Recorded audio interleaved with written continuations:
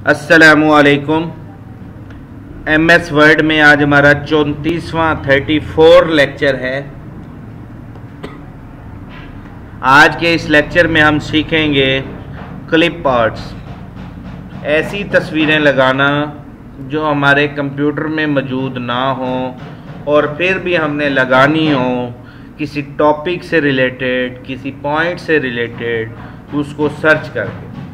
तो जैसा कि पिक्चर पे क्लिक करते थे, ऐसे ही हम क्लिप आर्ट के इस बटन पे क्लिक करेंगे तो ये क्लिप आर्ट क्या बार ओपन हो जाएगा।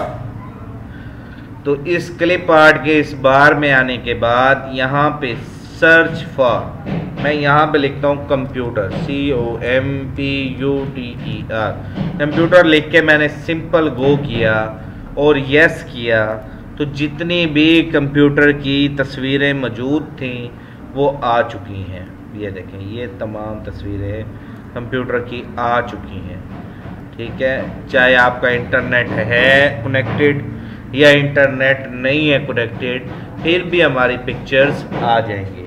इस अमल को कहते हैं पिक्चर इंसर्ट करना बाय क्लिप आर्ट। अब ये मैंने मासी नूरजहां की तस्वीर लगानी है कंप्यूटर वाली की, तो इस पर डबल क्लिक किया तो पिक्चर हमारी आ चुकी है।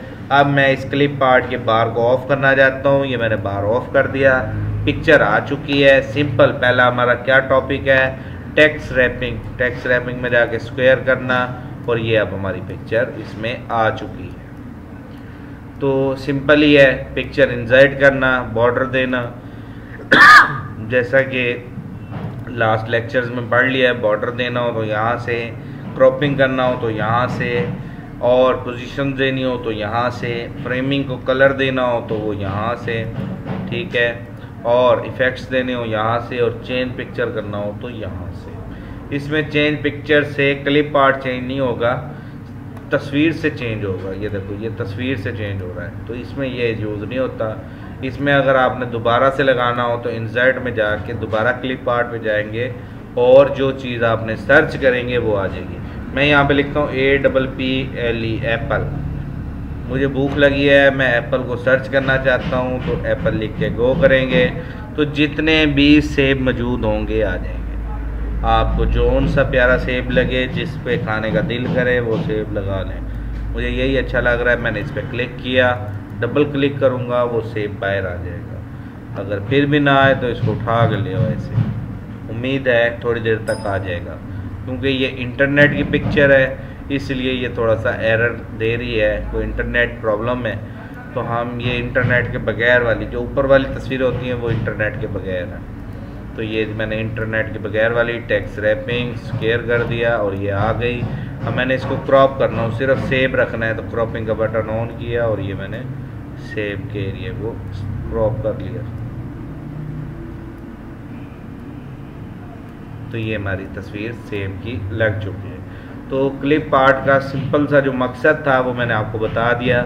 ऐसी तस्वीरें जो हमें कंप्यूटर में लगानी हो, वो किसी टॉपिक से रिलेटेड हों और वो ना मिल रही हों, वो हम ऐसे लगा सकते हैं। मज़ीद इसमें एक छोटा सा टॉपिक है, जैसा कि आपने देखा होगा फोटोग्राफर जब तस्वीरें बनाते हैं तो वो एक साथ 5-6 बनाते हैं। अपनी तस्वीरों को बढ़ाना हो तो वो कैसे बढ़ाएंगे, तो वो आज हम सीखेंगे।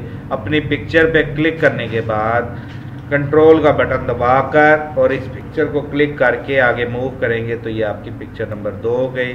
फिर ये आगे किया तो ये पिक्चर नंबर 3 हो गई। इस तरीके से ये 3 पिक्चर्स हमारी मूव हो चुकी हैं। अब हम चाहते हैं ये तीनों अलग-अलग सेलेक्ट हो रही हैं। हम चाहते हैं ये तीनों पिक्चर्स एक ग्रुप बन जाए।